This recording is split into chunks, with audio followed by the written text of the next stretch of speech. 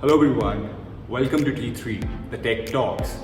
My name is Aditya Vikram Singh and I'm going to be your host, taking you through all the major tech happenings and the most happening tech at the same time.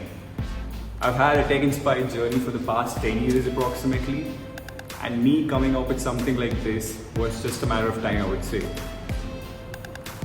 We can maybe talk about more of me later.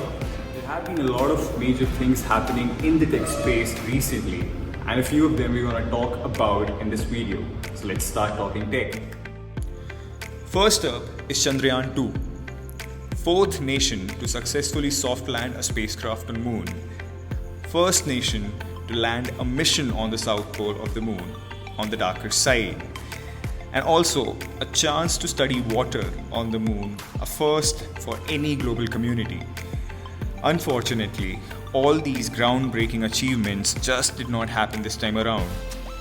ISRO lost contact of the carrier with Vikram lander and Pragyan rover on board just when it was 2.1 kilometers from the Moon's surface, after following its planned trajectory for around 384,000 kilometers. Just wasn't the day for ISRO today. According to NASA, only 60% of lunar missions undertaken in the last 6 decades have been successful.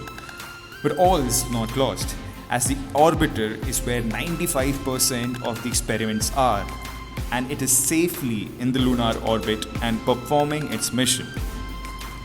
And as Prime Minister Narendra Modi said, no failure in science, only experiments and efforts.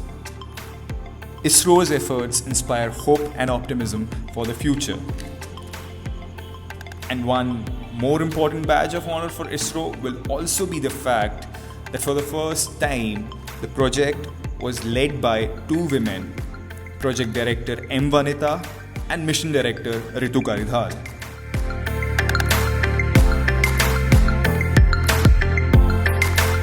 So the question, do you think India is making the right noise as far as space exploration is concerned on a global scale? This question is inspired by personal opinion, personal thoughts. I would love to know your thoughts and let me know them through the poll. Next up, Android 10 is live. So surprisingly, Google chose to name its latest Android version as Android 10 and not something starting with Q, which is the usual, as previously it was Android Pie. Okay, wait. Did Google just take inspiration from its arch rival for the naming of its latest offering by following the number game? One nice surprise is to see the original Pixel still supported even though they're out of the official updates window. But the biggest surprise is the biggest change being the addition of dark theme, long being requested by Pixel users, and it's my personal favorite too, as it's easy on your eyes and battery both.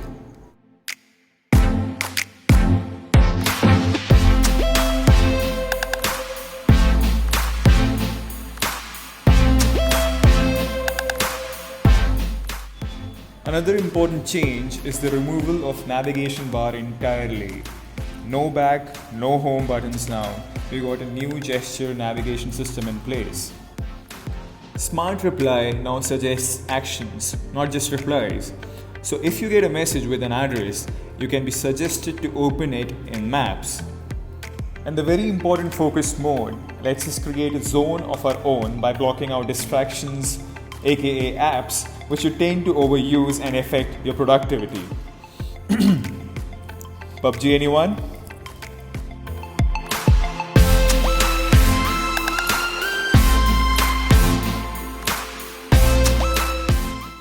Lastly, privacy matters. Recently, a major happening took place in the tech world where Apple, Google, Amazon, Facebook, and Microsoft were caught using paid human contractors to review recordings from their digital assistants, a fact that wasn't made clear to customers. According to The Guardian's report, those contractors had access to recordings that were full of private details, including sex recordings, often due to accidental Siri triggers, and workers were said to each be listening to up to 1,000 recordings a day. What caught everyone's eye was that Apple was party to this issue. the same company who once declined the FBI to unlock an iPhone, citing its policy, which required it to never undermine the security features of its products. So, as expected, Apple took control of the issue with Siri recordings, realizing they hadn't been fully living up to their high ideals, and for that they apologized, a rarity for Apple. The new policy changes include Siri audio recordings won't be retained by default anymore. Users will be able to opt in to help Siri improve from their audio samples, that is only if they want. And if you opt in, only Apple employees will be allowed to listen to the audio samples, unlike third-party contractors. And you can opt out anytime. I would personally suggest you do that. And not surprisingly, Microsoft, Google, etc. are yet to fall in line. A big thanks to all of you for watching T3's first video. I do hope you liked it and that you subscribe to its future videos, where we can try and make this experience grow together. Until next time, cheers.